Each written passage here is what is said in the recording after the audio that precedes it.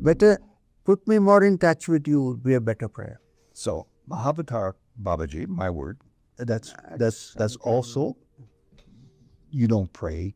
I mean, does he communicate to you still, this 500-year-old mythical person who you know is not a mythical person, who you know is not mythical?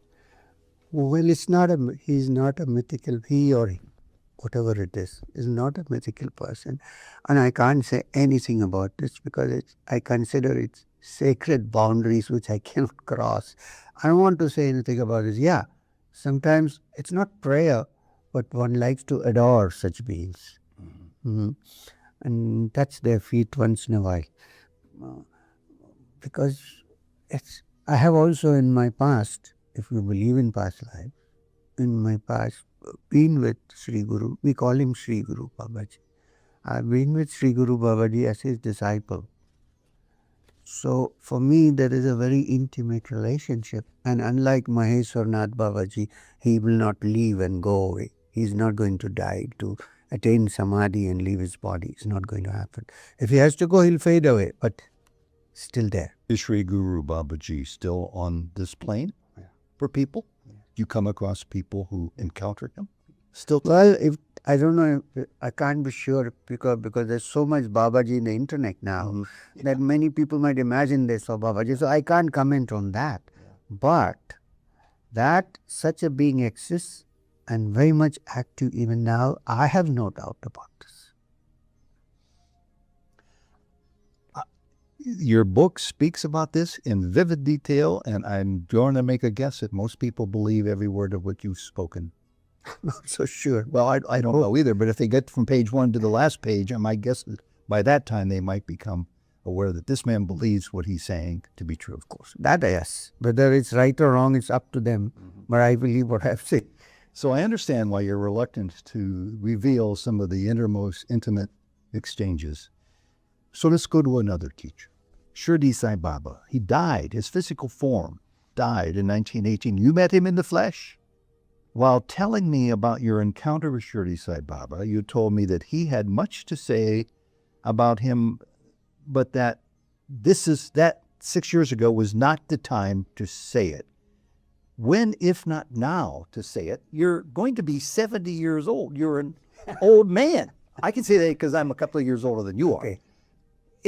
When, if not now, to share these insights? There's still time. I'm sorry.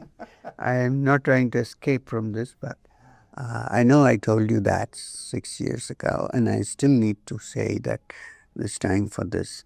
We can't say everything that happened. Can you categorize, give us a little insight as to what we can expect when you do choose to share this?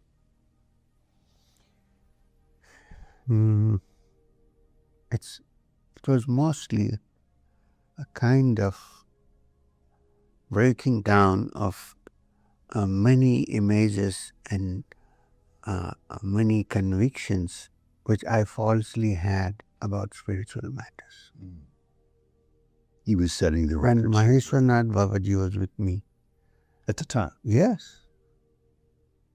So, without him, I couldn't have gone in and seen him. So you met Shirdi Sai Baba in the flesh, in the physical form, well after he died. You weren't born in 1919. No. You weren't alive. With your teacher. Yeah. And was your teacher surprised? Was your teacher impressed with the lessons? I think he knew what's going to happen. He took me in and he was very much there. In fact, when I saw him, or I thought I saw him, whatever, he said to do pranams to me, which I did. And the legs were as solid as Maheshwarnath Babaji's legs. There was no difference. The feet, not the legs. Yeah. So, did he look the same as the images that we have recorded on photographs of him? Yes, absolutely. Did he talk with a voice that you would hear? Yes. Physically? Yes. Did you spend a lot of time with him? 10 minutes at the most, which is a big time. What was his message to the outside world that supersedes what we know? He didn't say anything to me about that message. He didn't give any message for the outside. You know what he told me? He gave me a list of places to go on pilgrimage.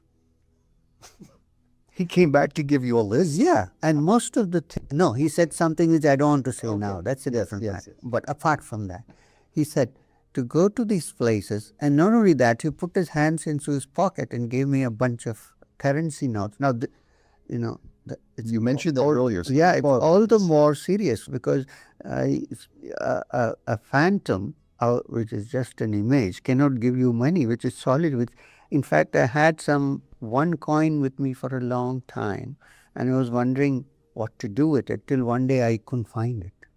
So none of the money he gave you, you have. You either spent it or you lost it. No, he told me to spend it. He didn't ask me to keep it. But accidentally, there was something left, which after a while, I don't know where it went, misplaced it or is gone. Somebody would say it might have disappeared. I don't know. But so I took it and went to all the places which he asked me to go. Well, we're waiting. We hope there's nothing terrible in your future for a while so that you will have time to record or share maybe with us in writing in your next book. Maybe when you come next week, The Madna Baba? it might be time to discuss. You're welcome.